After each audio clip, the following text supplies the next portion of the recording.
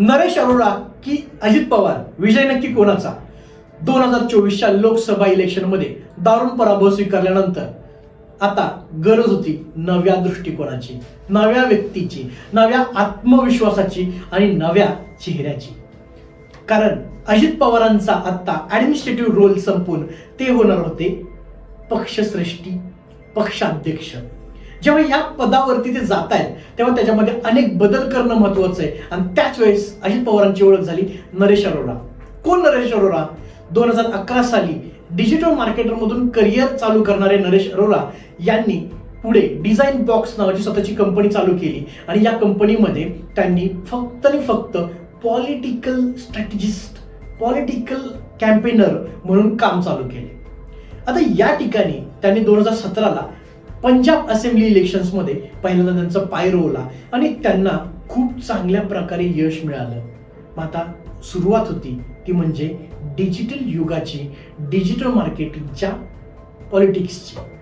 2024च्या या दारुण पराभवानंतर दादांना गरज होती रिलॉन्चिंगची. लॉन्चिंग कशाचं? तर नव्या निष्ठेचं, नव्या प्रतिमेचं, नव्या आत्मविश्वासाचं, नव्या सन्मानाचं आणि नवीन विचारांचं. मग काही बदल करण्यात आले, ज्याला आपण स्ट्रॅटेजिक बदल असं म्हणूयात. एके दिवशी अजितदादांनी गुलाबी जॅकेट घातलं होतं आणि लोकांनी त्यावरती पॉझिटिव्ह निगेटिव्ह दोन्ही बाबतीत कमेंट केल्या आणि तिथूनच पुढे पर्व चालू झाले, गुलाबी पर्व. हे गुलाबी पर्व काय? तर पूर्ण रंग हा गुलाबी करण्यात आला. त्यानंतर बॅनरबाजी, सोशल मीडिया, पॅम्पलेटिंग, पुस्तकबाजी, घोषणा या सर्व गोष्टींचा विचार करून आता पार्टी पुढे जात होती. पुढे जात असताना पहिली गोष्ट होती ती म्हणजे साहेबांबद्दलची सहानुभूतीची लाट. ती लोकसभेमध्ये पाहायला मिळाली. मग ती सहानुभूतीची लाट घेण्यासाठी पुन्हा एकदा दादांचा पुन्हा एक स्ट्रॅटेजिक पॉइंट होता, मी निवडणुकीला उभा राहणार नाही. एवढा विकास करणारा माणूस निवडणुकीला उभा राहत नाही म्हटल्यानंतर प्रत्येकाच्याच मनामध्ये एक प्रश्न पडला की आता चेहरा कोण? मग त्यावेळेस नक्कीच ह्या निगेटिव्ह मधून पॉझिटिव्ह भूमिका घेतली ती म्हणजे लोकांची साथ दादांना मिळाली, लोकांचा विश्वास दादांना मिळाला आणि ज्यांच्या मनामध्ये असं होतं की मला दादा हवेत, दादा समोर आले. फक्त निगेटिव्ह मधून पॉझिटिव्ह कडे. दादा काय आहेत हे लोकांना दाखवण्याचं काम हे नरेश अरोरांनी केलं.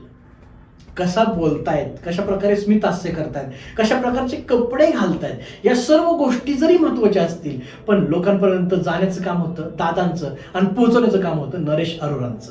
तुम्ही किती चांगलं काम करता याच्यापेक्षा तुम्ही केलेलं काम लोकांपर्यंत कसं दाखवता, कसं पटवून दाखवता याला खूप महत्वाचं आहे आणि तेच काम केलं नरेश अरोरांनी. लोकांना काय पाहिजे? भरोसा, एक वाक्यता, निष्ठापणा आणि महत्वाचं म्हणजे वादा करणारा आणि वादा निभावणारा नेता पाहिजे, पक्ष पाहिजे. तो म्हणजे अजित पवार. ज्या प्रकारे लोकसभा 2014 मध्ये नरेंद्र मोदींना प्रशांत किशोर यांनी मदत केली होती संपूर्ण भारत काबीज करण्यासाठी, त्याच पद्धतीने आता येऊन वेळ ठेपली होती 2024च्या विधानसभा निवडणुकीची.